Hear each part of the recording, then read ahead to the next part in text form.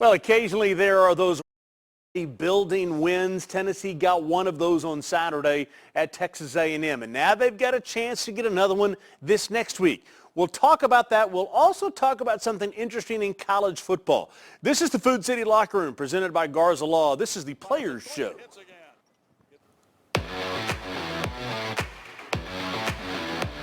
Is it Players Show tonight?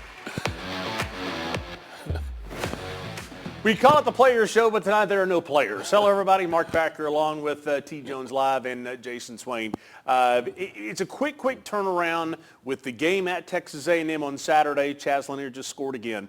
And then you play at LSU on Tuesday. There was just no time for the guys to get out. They are busy as we speak. Central Time game. They probably didn't get into after midnight Eastern Time and, get time to relax and unwind. And then they just had to sleep in. I'm sure the coaching staff let them sleep in. Rick is a believer and probably wanted them to go to church, breakfast, brunch, or what have you. And then usually you get together around 5, 6 o'clock. You go over film, Jason, and you put in the scout. You do some things of that nature. And then tomorrow you practice, and after practice you head up for Baton Rouge on a flight. Absolutely. You always leave the day before a game. Yes. And so you get that. Yeah, do explain. We had this conversation. They both talked to me like I was an absolute idiot, which is probably accurate. But anyway, go ahead, Jason. What do they do? Well, you always leave the day before a game. Okay. And, you sometimes you have that, the after effects of flying. And so you want that to kind of clear your system and then play the next game. Now, 2005, when it was Hurricane Rita and Hurricane Katrina, the football team was forced to travel the day of the game, and we did that. But normally you travel the day before the game. I don't know why I thought, and I'm not a former coach, not a former player, this is why I just do this, and you guys have done You've that. been covering Tennessee for like 87 years. I thought it was 90. Somewhere close. So true. I just thought in basketball that if it was a night game, because you have 2 games a week, sometimes you might fly the morning of. Because I'm trying to figure out, when do these guys go to class? Why is this such a joke, me asking about when they go to class? It's big-time college athletics, and it's gotten huge now. Actually, it's professional. It's professional sports now. Did Rick say that he paid Chasanier to go to class, or did he pay Chasanier to make shots? Which one? And then Rick Pitino said, I gave this guy a really big contract. He needs to start scoring. I continue to ask why I don't fire myself from the show. So the schedule you leave on Monday for a Tuesday night game. Run through what the schedule, in all seriousness, what will the schedule be? Okay, the kids will go to class on Monday. Why do you snicker when you said go to class? They'll go to their morning classes on Monday. They'll practice I think they usually practice at around 3 or 4. I think that's what time their slot is. They'll go for about an hour. They'll have some food, and they'll get on the plane. They'll go out to TAC Air. They'll board a flight heading to Baton Rouge, and they'll fly in, they'll carpool or take a bus to the hotel. They'll have another meal there, and then again, they'll probably go over the scout again, probably go over video, and then they'll have a curfew. We need you in bed at a certain hour, and then we getting up tomorrow morning, breakfast, and then we're going to go shoot around 10 or 11 o'clock, whatever time that home team deems them scheduled for that contest. And the most important thing is you want to keep everything consistent with all the other away games. So the guys are used to, hey, this is what time you eat, this is what time we meet, this is what time you get up. You want it consistent depending on the start time of the game. Which in football was always Saturday games. Go on Friday during the day, have about a 3 o'clock walkthrough or so at the stadium. So that's kind of your routine. Yes, I mean, sometimes you would do the walkthrough inside the indoor. Okay. And now, just my couple of years now traveling with the team as a sideline reporter, they do all of their walkthroughs at the complex. When I played, there was times when we do walkthroughs at the opposing stadium, but it's just easier for the guys to do the walkthrough at the complex, go from the complex straight to TAC Air. Yeah. Everyone gets on the plane, and then there's a bus at the opposing Tarmac. city. Yep. where they take you there straight to the hotel, and then you do your routine, meetings and shoot-arounds or whatever you do. So we kind of knew all day long that when the players have a Saturday game on the road and then a Tuesday game, they're probably not going to be able to make it out. So Zakai messaged about 5:40, said, hey, probably not going to be able to make it. Haven't gotten out of practices. I went to my phone because I wanted to text you and let you know we have not even gotten into LSU Scout yet. Yeah. So that's what they would be doing during the evening. Speaking of Zakai, I don't know how we can get to that last shot in all the video that we've got, but Tennessee up by 3 at Texas A&M with 25 seconds to go. There's not a person in that building that thinks Zakai is going to pull up and shoot that three-pointer. You're thinking, hey, they're going to foul Tennessee, we'll play this game. Because if you miss, you give A&M a chance to go tie the game, and it was nothing but net.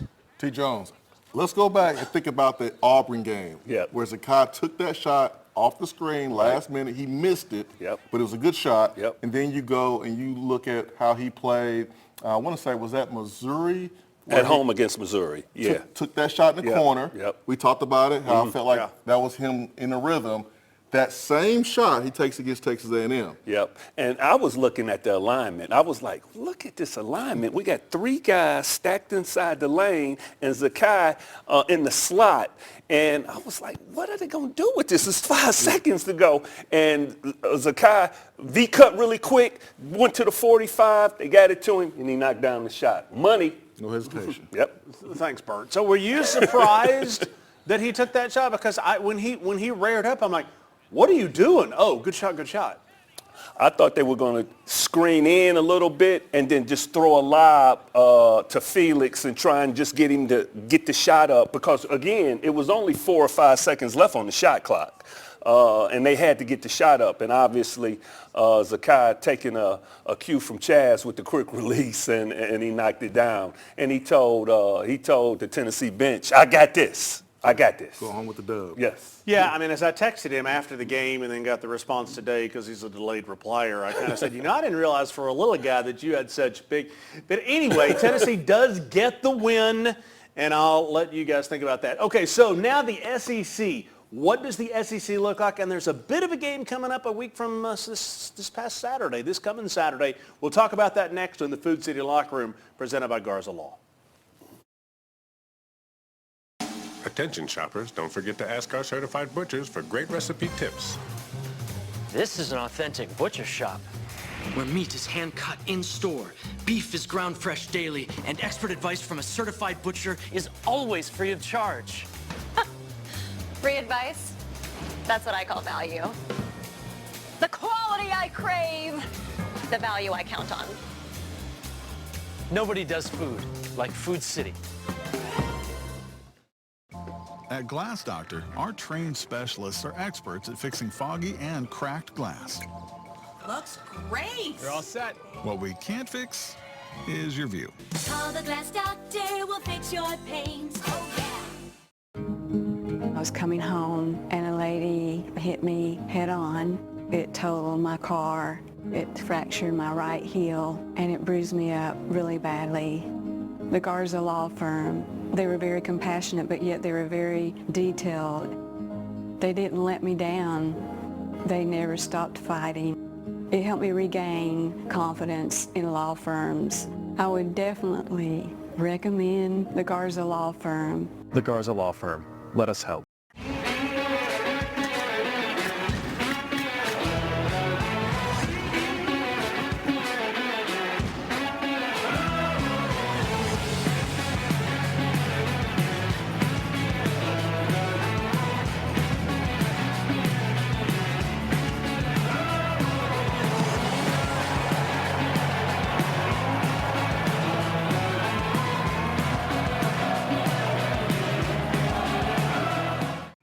I was the star around here until Glass Doctor installed this perfect shower enclosure. Now they look at me like, well, there you go. Call the Glass Doctor, we'll fix your pains. Oh, yeah. The Locker Room is brought to you by Food City, NPG Brain and Concussion, Knoxville Smiles, Glass Doctor, and Garza Law. So a busy week for Tennessee coming up this week. Tuesday, as we've already talked about, at LSU. Then Saturday, you play host to Alabama. The importance of this week. Very important, very pivotal. You can't lose to LSU in Baton Rouge. I mean, LSU is formidable, even though they're 15th in the conference. They're bottom feeders, but they play Florida. How many teams are in the conference? 16. 16. Just making sure I had this straight. Yeah, Okay, 16. Yeah, keep going. Yeah. Okay. They're not good. Yeah. They led Florida at halftime by 6. They played really well because they were shooting a 3. They came out just blistering hot down there. Florida, got their legs under them, and they beat them badly in the second half. But it's a team that you never know. I mean, they're up and down, and Tennessee got to go out there and take care of business. Again, defense travels, and they have to defend LSU. I mean, if you miss shots early, you turn the ball over early, you're giving LSU a chance to believe more than they should. So it's about coming out and playing like you did against Oklahoma. We just go ahead and shut the door early. Yeah. LSU, to their credit, they continue to play. They play hard. They'll hang around as long as you let them. So it's important for us to carry the momentum from the game against Texas A&M on the road, do the same thing at LSU, and then get ready for a big-time home game against Alabama, a team that's looking to finish their season strong just like we are. Yeah, in Alabama right now, they're kind of like a box of chocolates to steal line from Forrest Gump. I mean, you don't really know what you're going to get. I mean, they've looked incredible at times. You know they're going to get, that they number one in scoring in the entire nation. They're not guarding you and me, though.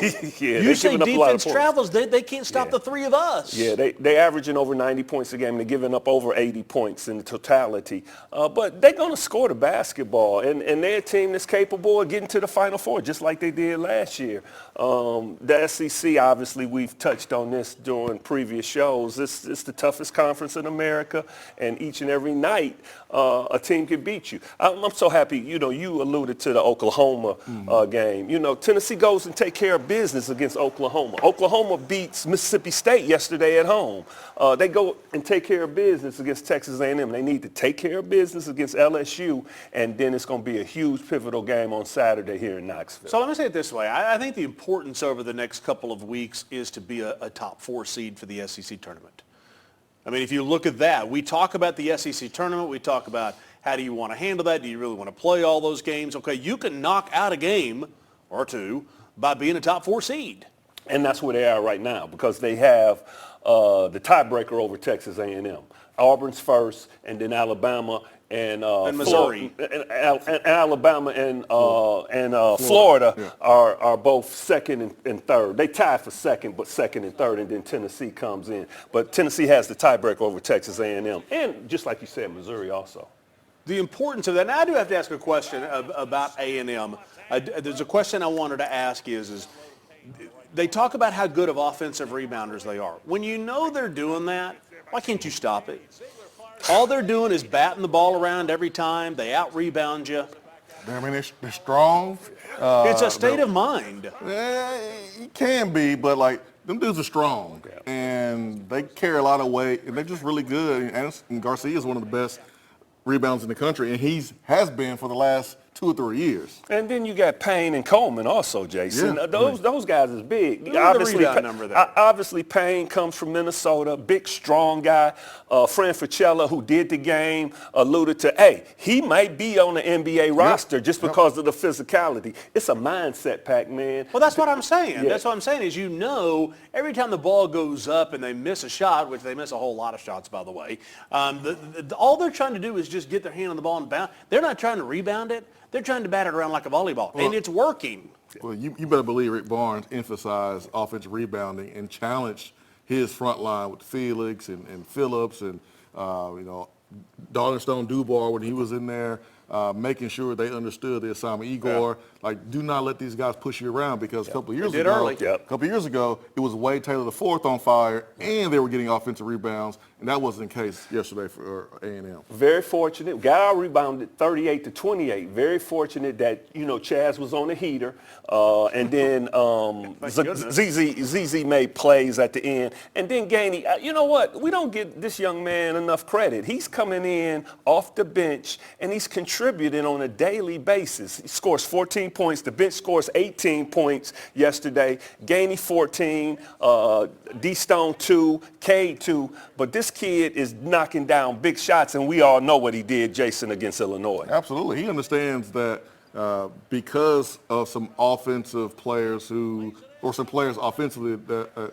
may not bring a lot to the table, it forces him, Chaz, and Z to be efficient and be productive offensively. He's taken that challenge and he's delivered. No question. You had a look of frustration just a little bit when he was talking about how Chaz took over and then you were trying to find somebody else. I'm trying to figure out what that look was. No, I think I was just looking at you. Here we go.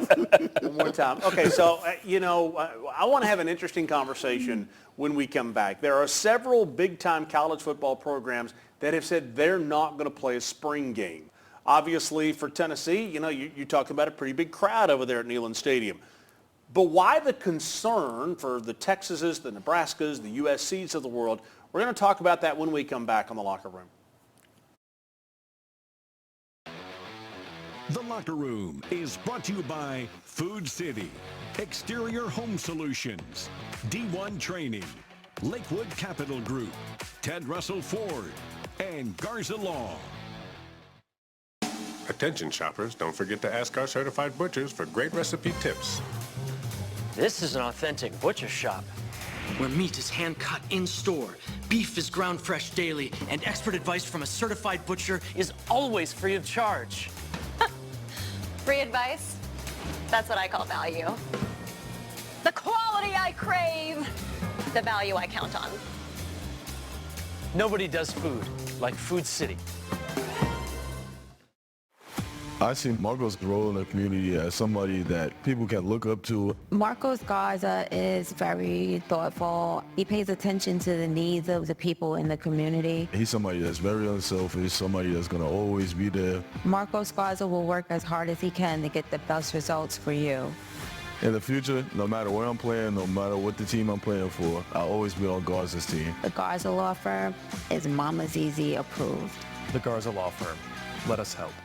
Hey, Sterling, man, come on, we got a roof to replace. Let's go, baby. Let's go. Hey, Sterling, you ready to go to the top?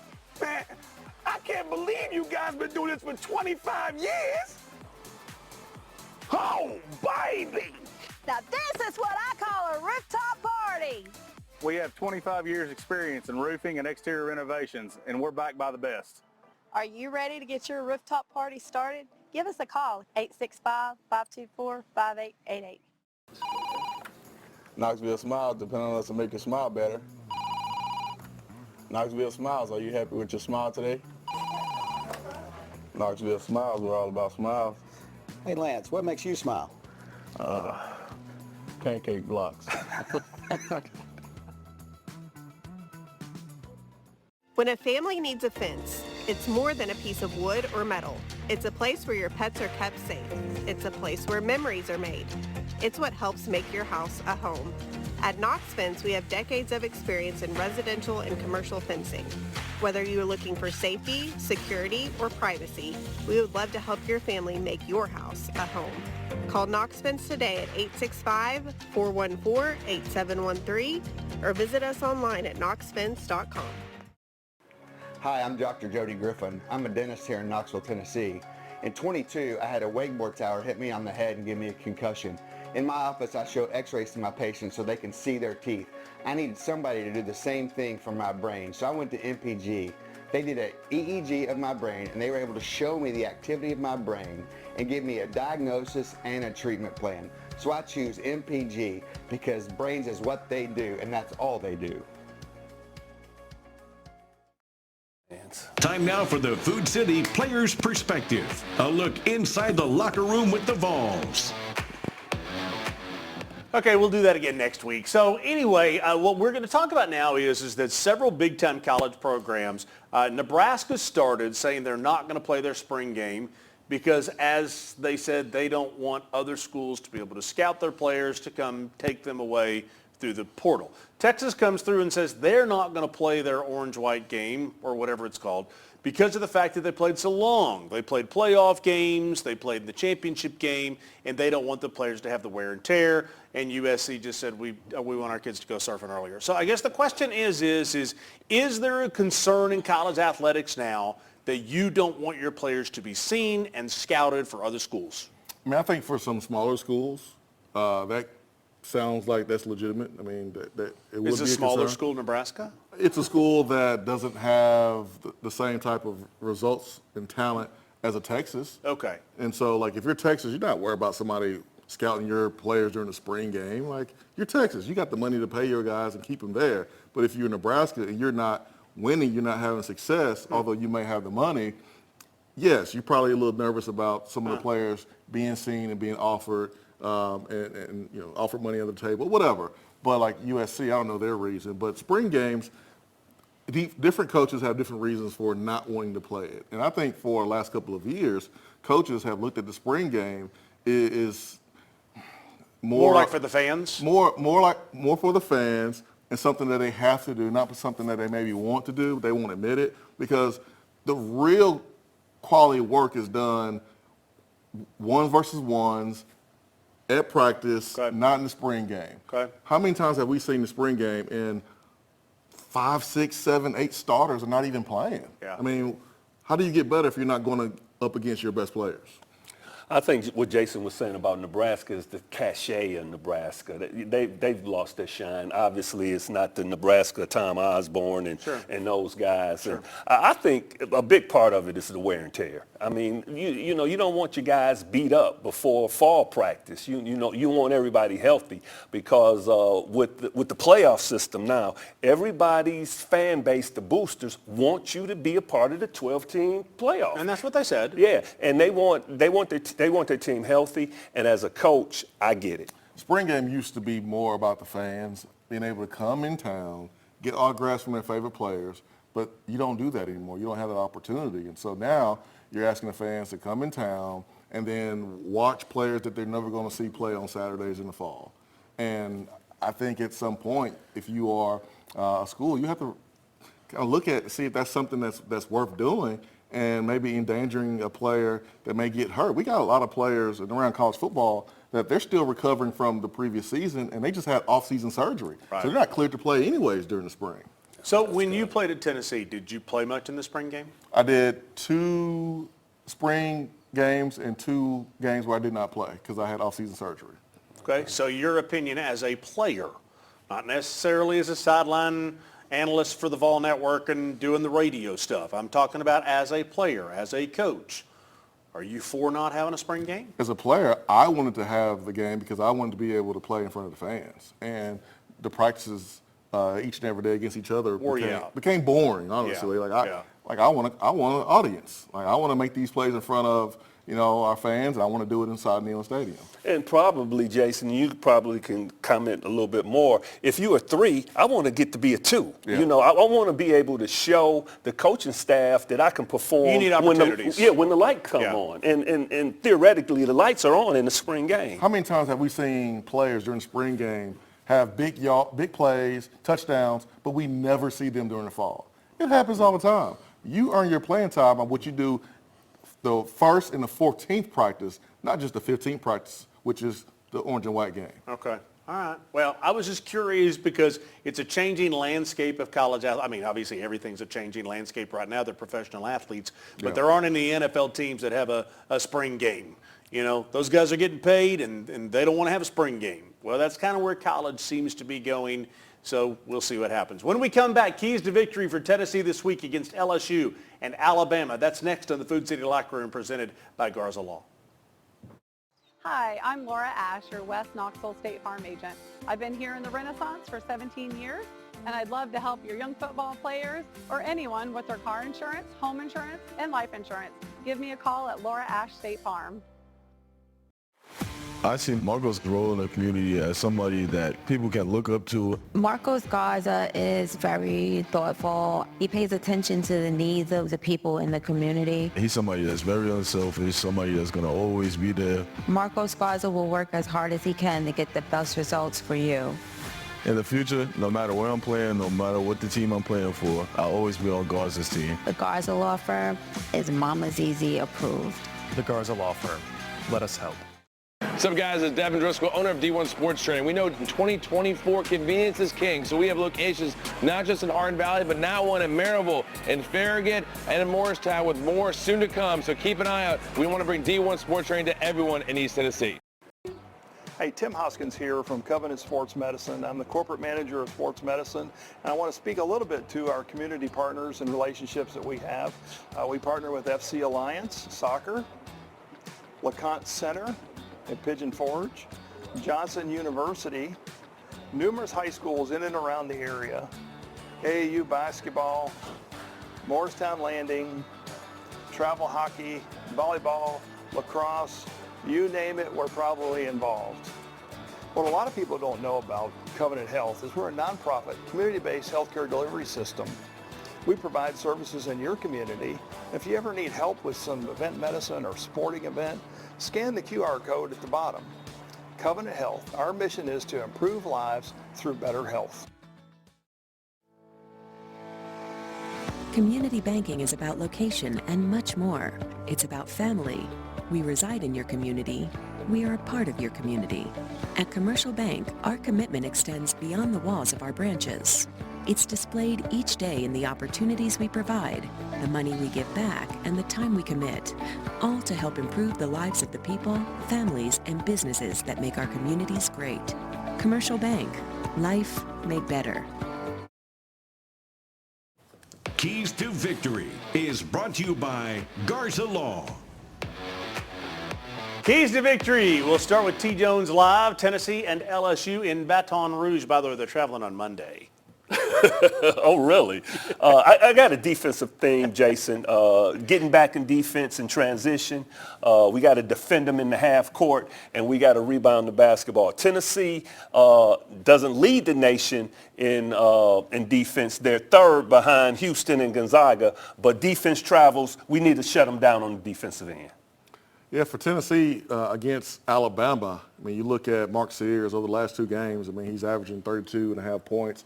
Went for 35 against Missouri, then went for 30 against Kentucky. So he's going to get his shots. He has the green light. Zakai has been great against Mark Sears the last couple of years. So look for Zakai to continue to do that. But points in the paint, you know what Alabama wants to do. They want to shoot threes, or they want to get the ball to the basket. They're not going to shoot two-pointer jump shots. So you got to understand what they want to do, protect the paint, and then defend the three. They shoot a lot. They have the green light. When they miss, it's going to be some long rebounds. Sometimes they're going to get it, but you got to make sure you don't allow those guys to crash the boards and have success there. Last 4 games of the season for Tennessee, you've got LSU and Alabama this week. Then you go to Ole Miss, never easy to go to Oxford, and then you come home and you play South Carolina and you enjoy senior day and you move on. So if you finish 3-1, you finish 25-6 overall. Is there any way that you guys think this team can be a 1 seed? Because you both acted like during the break this is a 2 seed team. I believe it's a 2 seed team. It's going to be difficult to beat Alabama. They can beat Alabama, especially since the game is at home. But it's going to be difficult to win in Oxford, to go down there and win. I think it's a 2 seed team, Jason. If we do happen to go 4-0, then you can maybe be in the conversation. But I think Duke, Florida, Bama, and Auburn are our top 4 seeds. I saw an Alabama team a couple of years ago come in with Brandon Miller, Mark Sears, and they were ranked really high, and Tennessee locked them down. So it could happen for sure. If Missouri beat Alabama at home, Tennessee could beat Alabama at home. Tennessee by 20. Mark it down. Tennessee by 20. Oh, my goodness, a prognosticator. We'll see you next week here on the Locker Room. 20, I say. Might not win now. Front Mayshack, 9 seconds on the shot clock. Lanier pulls up, fires a 3. Good again. Man alive. Lanier drives to the baseline, shut off. Hoops it back out front to Phillips. Phillips gets the game. Right side, Milicic, the 3 is good. They swing it around. Milicic gets it back out front. Right side, Lanier pulls up from the corner. A 2 is on the way, and that's good. Step back. Long range 3 is bouncing, no good. Tip by Mayshack is good. Woo! Ziegler drives to the left hand in the lane. Bounce pass. Phillips slams it. Good finish. Good find by Scott Ziegler. Still has the lead. Here's an alley-oop by Carr. Catches, goes down with it, and goes back up with it. Puts it up, no good. Tip, no good. He sticks with it. Finally, Akara tips it in. Inbounds pass. Lanier gets it. Turns, fires a long one. Three and hits. Ties up the game. Stops the Lanier. Head fake. Drives to the basket. Schroeder bounces. No good. Tip on Maycheck. No good. Another tip goes in. Ziegler.